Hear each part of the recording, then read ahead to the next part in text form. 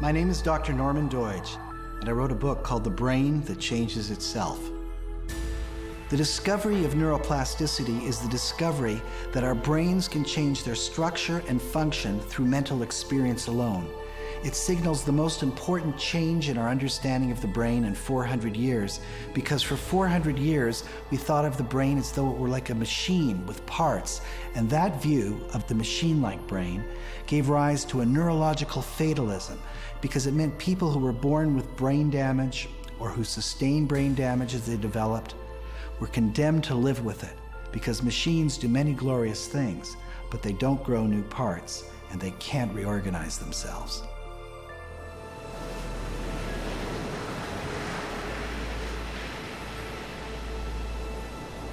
All of us have worries.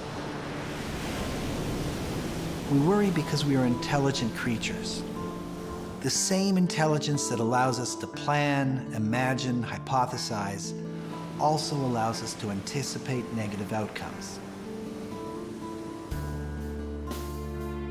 There are many kinds of worriers, but among those who suffer the most are people with obsessive-compulsive disorder, or OCD. Their problem, though all in the head, goes far beyond what others might experience, precisely because it's in the head and therefore inescapable. It's a disorder that can often be treated by understanding neuroplasticity. This is the discovery of UCLA's Dr. Jeffrey Schwartz. People get intruding into their stream of consciousness unwanted thoughts and urges. You basically have an inner conflict where you get ensnared in really bad obsessive-compulsive disorder because it gets worse and worse and worse the more you relent to it.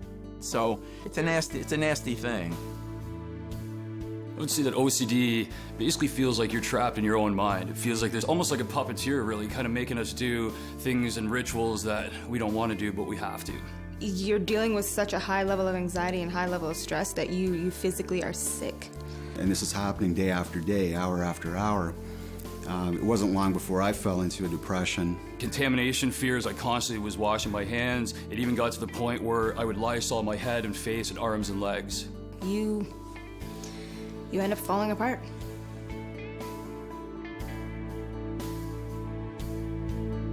I always felt guilty, which is part of my OCD, my feeling that I'm always doing something, sinful.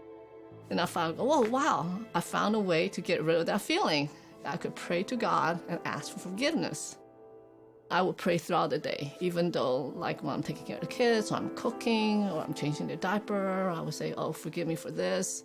And I kept praying for the same thing over and over again. Except when I pray, I didn't feel like I was forgiven. That guilty feeling never left me.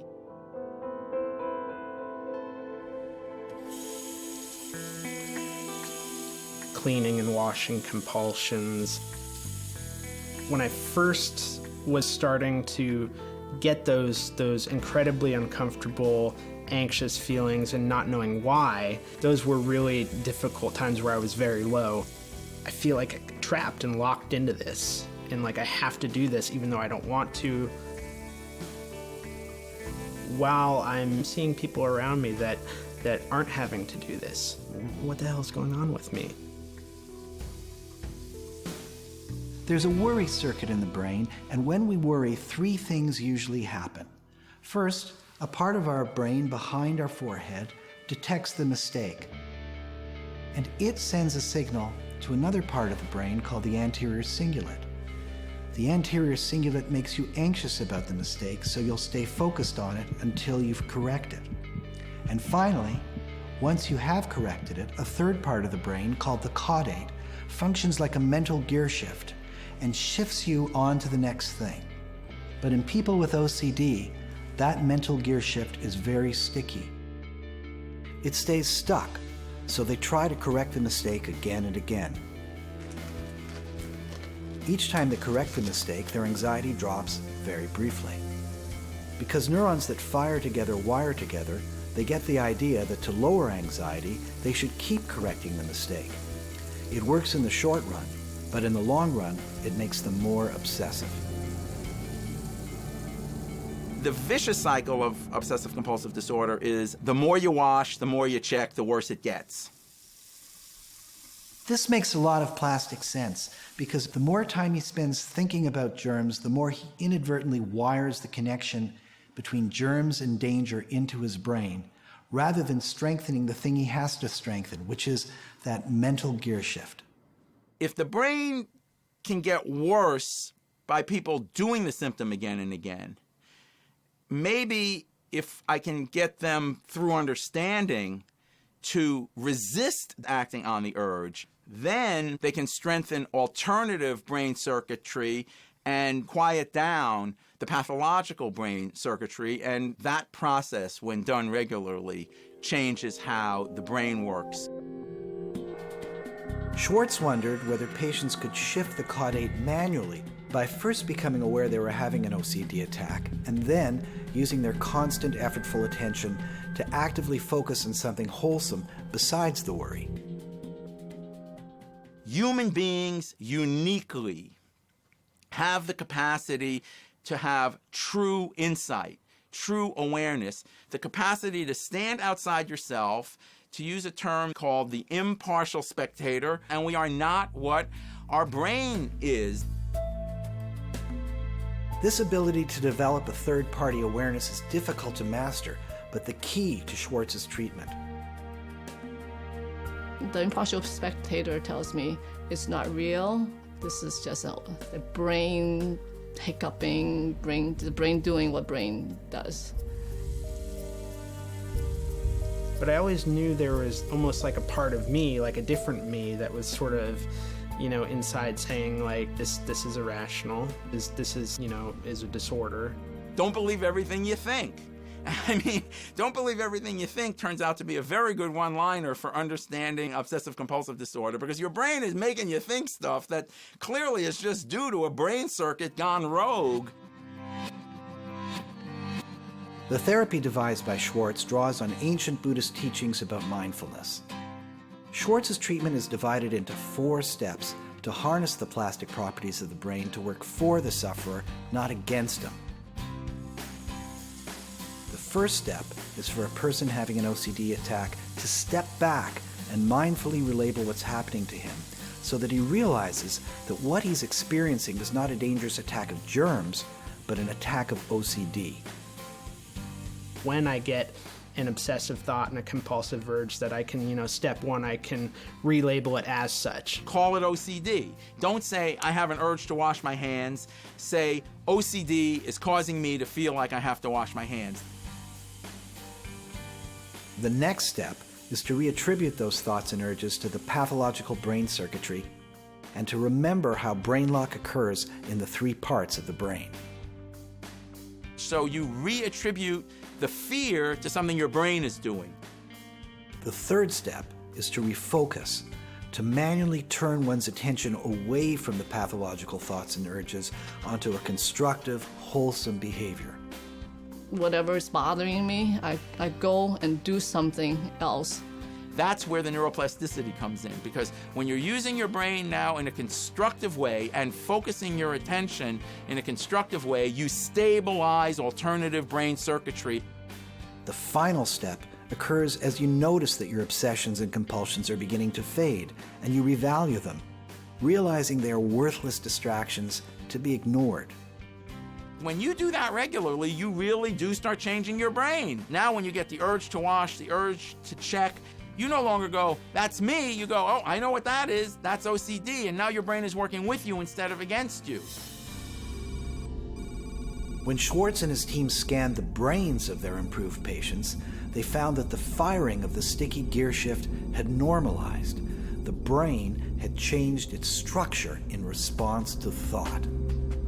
You're making major changes in the deep aspects of your biological nature constructively through insight, awareness, effort, and focused attention. The OCD is kind of under my control.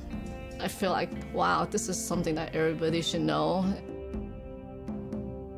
If I could go on a mountaintop and shout how great it is, I would do it. I feel like mindfulness is the way to peace inside of you. My hands, they used to, from all the washing, they used to bleed. They used to crack at the knuckles. They used to hurt. My hands are sort of a small, physical testament to where I am today.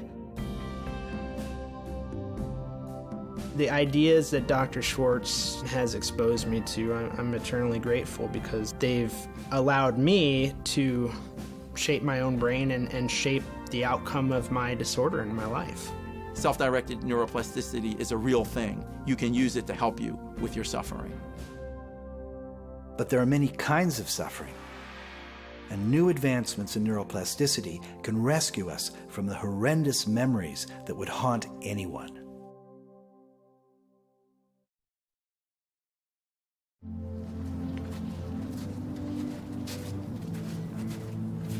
I sort of lost 10 or 12 years of my life. I would have sort of flashbacks and nightmares. Before this happened, I was settled down, 3 golden retrievers, a girl that I loved, nice home. Something happened and I couldn't have that kind of life. Because every day I would wake up and I wanted to die. I didn't want to go through another day. PTSD is a neuroplastic disorder par excellence. A person with an often normally functioning nervous system experiences a crushing mental event that changes the meaning of their lives and fundamentally alters their nervous system. Now, as they repeatedly relive the event, it wires itself more and more deeply into their minds, further disrupting normal functioning. Everyone was able to move on with life, but I felt like I was left behind. Sounds or anything could trigger it, and then all of a sudden you were down in this pit again. The sound of a dog barking, the sound of kids screaming, it would just send me right back. The Rottweiler grabbed the back of my leg and started whipping me around like I was a rag doll. I could see my son trying to get out of his stroller, and it caught the attention of the dog, and the dog turned and lunged at the baby's head.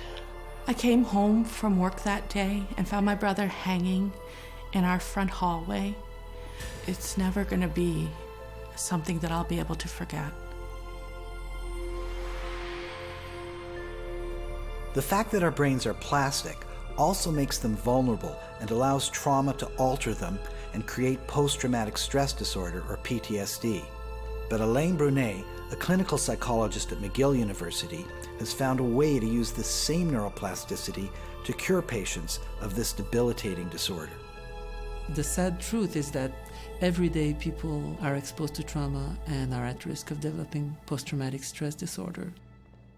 Rape victims, child abuse, car accident victims, and you are changed by your experience and you're never going to be the same again. Never. We have developed a new treatment for PTSD, and this new treatment could change the way psychologists and mental health professionals treat people. During the course of experiencing a trauma, a person and even the brain is so overwhelmed that they cannot properly file away the thoughts, feelings, and perceptions that are happening into memory. And thus, they keep emerging over and over again as though they're happening in the present. It's like you're in hell and there's no escape. It's living with a bad memory, and the bad memory is so vivid that you're reliving it many times a day. I would really get sick. The sweating, the shaking, and the feeling like I just wanted to hide in a closet somewhere in the dark so nobody could even know that I existed. What is required for the treatment to work is that the memory needs to be brought back. Researchers have found that each time any mental event is brought to conscious awareness, there's a moment of heightened plasticity in its circuit. This provides an opportunity to alter that circuit and its connections, and in the case of trauma, file those mental events in their proper place in the past. So in the treatment that we have developed, we have people think of their traumatic event under the influence of a medication. propranolol dampens this emotional memory.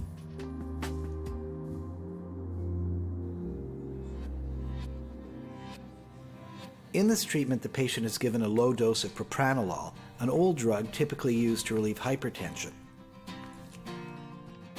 Then, they write out a narrative account of the trauma in explicit detail. And then they read the account of their trauma. And that lasts less than 10 minutes. C'est le 3 septembre, 9h20. Il fait beau et je viens de commencer mon travail au magasin. Then they come back the following week, take the drug and read their written account of their trauma, and they do this once a week for 5 more weeks. When I first tried this, I did not think it would work because it's deceptively simple. We find that about 3/4 of the people no longer meet the criteria for PTSD after this treatment. It really changes their lives.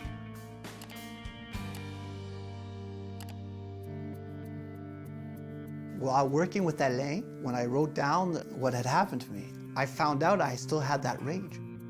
That night, I remember coming home, having nightmares again, major, and I was going, what am I getting into? And after each session, I had to read the whole story, and it was always difficult for me. La jeune commis vient de rentrer et je lui dis de s'occuper des clients pendant que je prépare ma commande. Pendant ce temps, le gars qui avait l'air nerveux me dit « Get in the back store and open the fucking safe ». We walk to the back, towards the safe, and he has the gun on my head and back. La jeune commis arrive avec l'autre gars. Elle aussi est attachée. Elle tremble, elle pleure. Encore une fois, il vous met le gun sur votre tête et vous demande « Where's the fucking key ?» Je suis certain, comme je suis un témoin, qu'il va revenir et me tuer. Mon cœur bat très vite. When I was 12, I had to have my tonsils taken out. So I was alone in the hospital. When I walked into this doctor's office, the first thing I noticed was that the walls were padded, and then he closed the door, locked it, and put the key in his pocket, and I thought, oh my God. When he started touching me, I knew that I was just caught in a trap, and that he would do whatever he wanted to do with me. When you're 12 years old and you have no idea that a man can hurt you in this way, and it was especially degrading and extremely humiliating.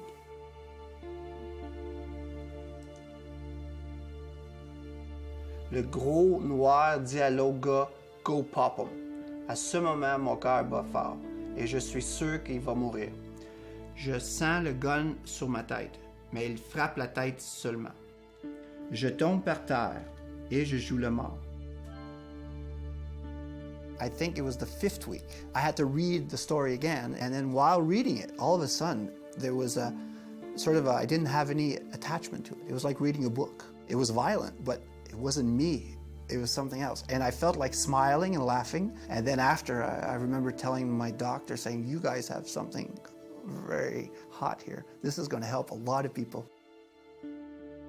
Because neurons that fire together wire together, every time a person who's been traumatized remembers their trauma, they're at risk of more deeply connecting the remembered trauma with the firing of the threat system. But it also turns out to be the case that neurons that fire apart wire apart. So by chemically blocking the arousal of the threat system while narrating the trauma, we can actually disconnect them. We can desynchronize them because neurons that are out of sync fail to link. The memories don't make me suffer anymore.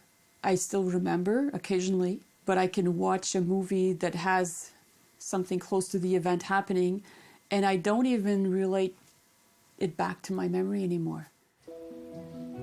And then I remember, oh, I'm cured of this. All of our new treatments for trauma take advantage of the fact that when the patient is remembering the traumatic event, the network for that memory enters a more malleable, labile state. What is unique about Alain Brunet's approach is that it uses our understanding of neuroplasticity at both the mental and biochemical levels. We're not trying to erase people's memory. We just want to transform it into something that they can recall willingly, and which is certainly a bad memory, but a memory that belongs to the past. You still remember everything. It's just that you don't remember them very often anymore, and it doesn't hurt you anymore. So you can just go on with life. It's a bad memory, just like everybody has bad memories, and it's not a trauma anymore. Some of my dear friends that have known me for years, they said, "Oh, the old Joel is back." I have ambition, I have a drive to live again, and I appreciate things. And it can be just simple emotions, falling in love again, and wow, that's fun. I'd miss that.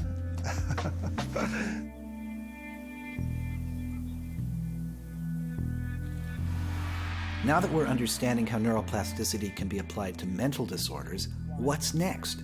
Can this knowledge of the plastic brain even help treat schizophrenia?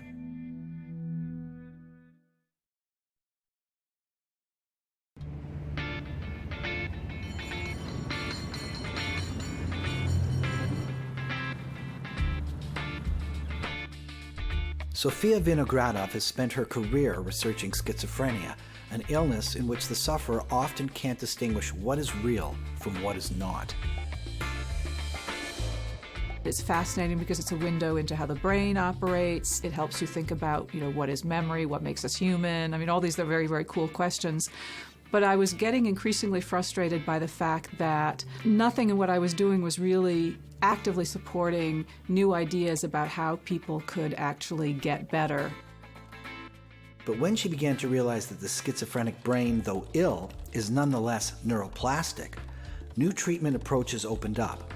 If her current approach is right, and there are strong signs it is, we will be treating people with schizophrenia in a new way just a few years from now.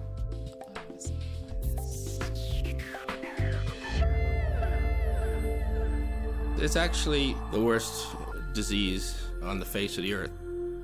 You live a totally isolated life, sometimes with very little friends and contacts. What you hear in your head can be very scary. The words when I first got sick was kill, kill, kill, and I did not know what to do about it. I just thought of myself as a silent witness to horror. It's like another world or a twilight zone when there's no answers and you don't know what's happening to your child and you can't believe the behavior and there's nobody to turn to ask a question. It's all in my head, and I cannot take a vacation from my head. Everybody can take a vacation every once in a while, but not me.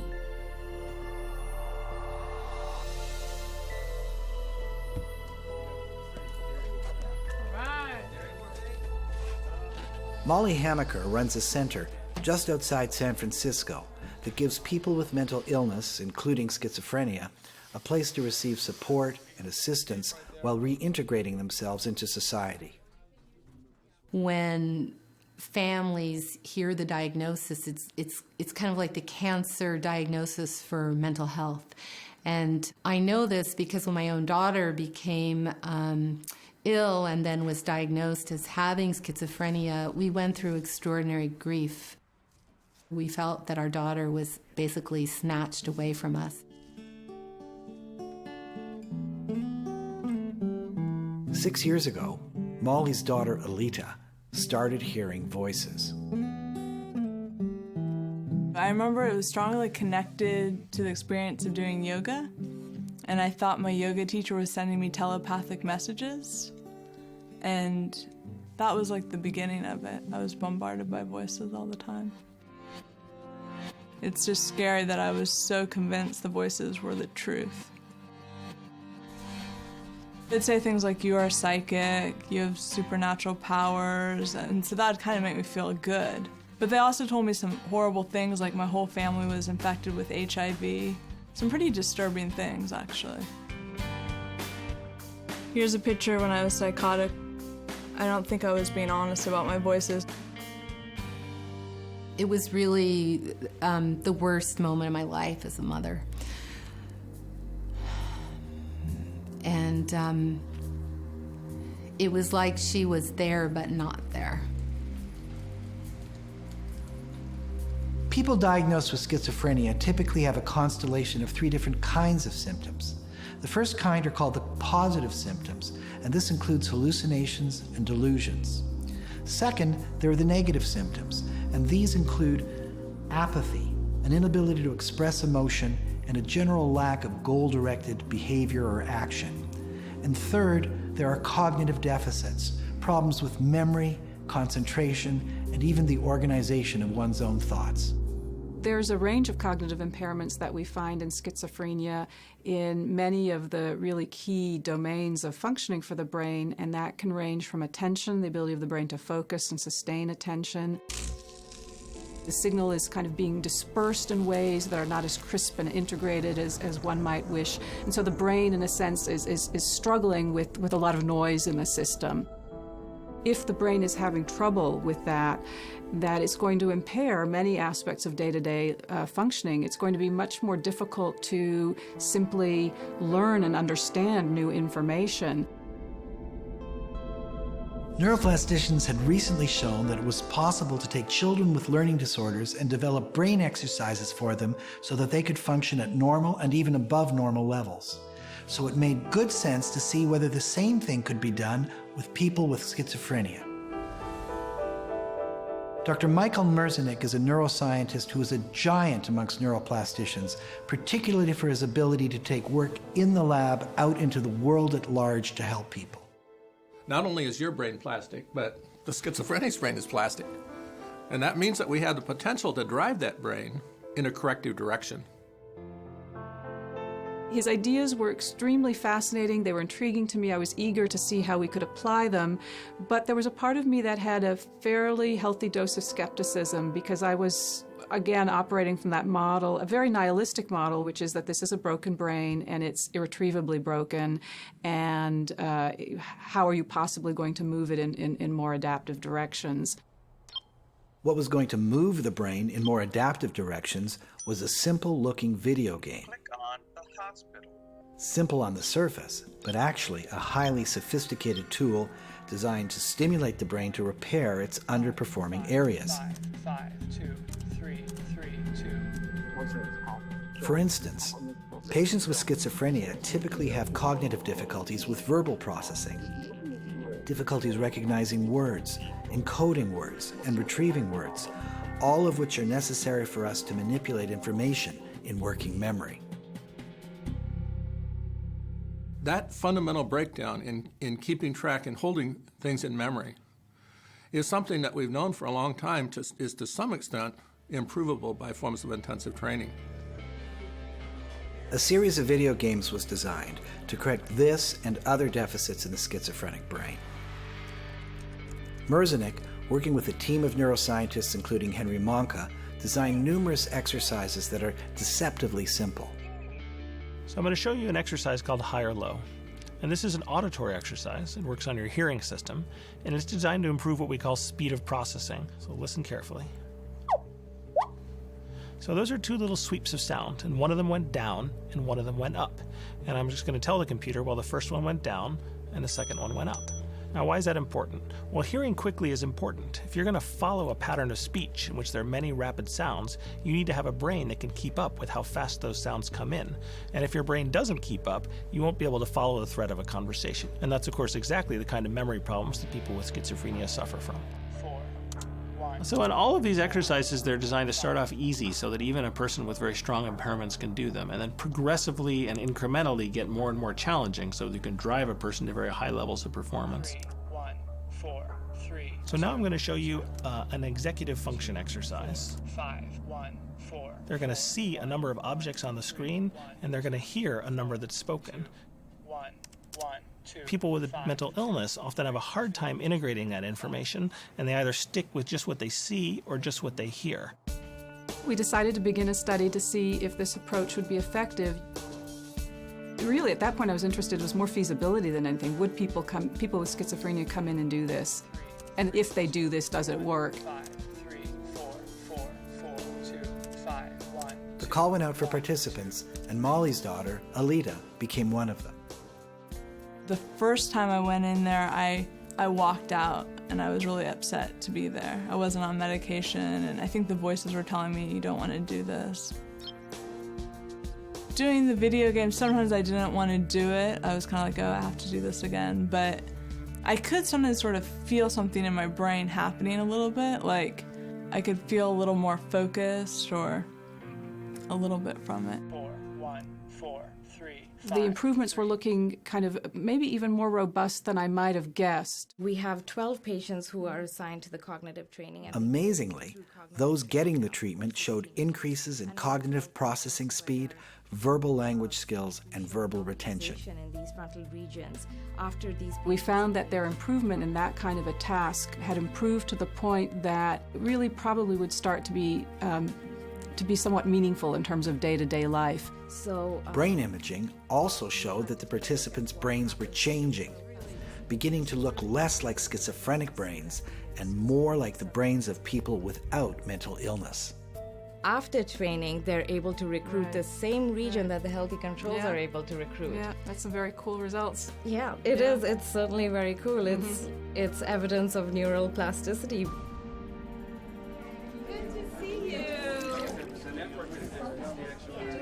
When I think of Alita now, I think of her as recovered. She is really Alita again. I feel like I'm doing well, but I feel like I could always be doing better. I think sometimes just accepting the fact that I have schizophrenia is a little challenging for me, but I see myself probably always taking my medication. I think it's a great tool for healing and recovery.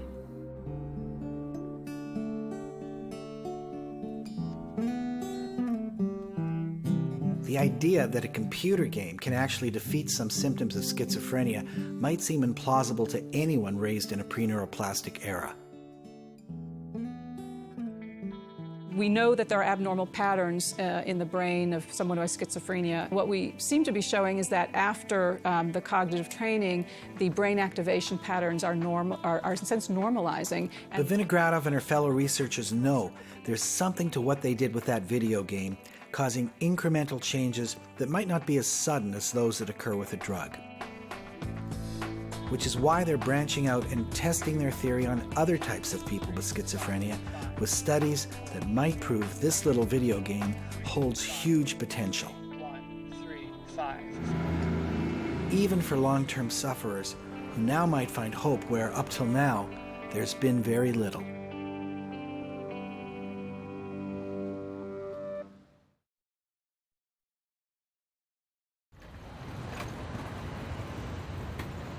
When severe mental illness goes untreated, the sad results are often seen in any downtown area in any large city around the world. Sofia Vinogradov is running a study in downtown San Francisco. The purpose is to see what effect the neuroplastic treatment has on those who've been living with schizophrenia for a very long time, the chronic sufferers. People with schizophrenia frequently have cognitive problem-solving difficulties that make it difficult to hold a job, maintain a relationship, or function in everyday life. So a cognitive intervention that improves problem-solving skills is a major advance for schizophrenic patients. Charles Stackhouse was diagnosed with schizophrenia 41 years ago.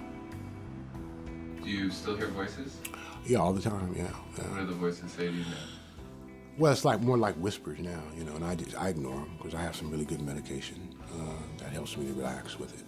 You know. Have you heard voices today? Oh yeah, all the time, yeah. So the notion is we're going to deliver the cognitive training, so hopefully we're getting the brain to be better and better at thinking and learning, and now we're going to have people who are getting that training also get a set of skills and support to go back to work. It takes a lot of effort. You know, to really apply myself. If I'm successful, you know, I feel successful when I come in and do these programs. In yet another study, using the same concepts, Vinogradov is seeing what effect the software training has on social abilities, an ever-present deficit in those with schizophrenia. We're developing some more sets of exercises that are going to target areas we have not yet targeted, in this case social cognition, so the ability to process information that is related to really being able to read expressions on people's faces, understand nuances in the voice and so on. So it's going to be a very real-world test. What do you feel that you've gained from the training? I feel like I'm waking up. Ever since I started here, I'm getting to be more involved in things. And you've done such a good job. Yeah. Really, the next step where we have to go is we have to apply this to younger people.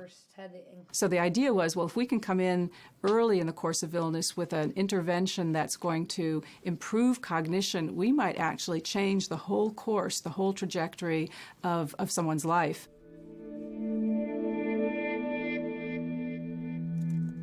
Hallie Farwood is 21 years old.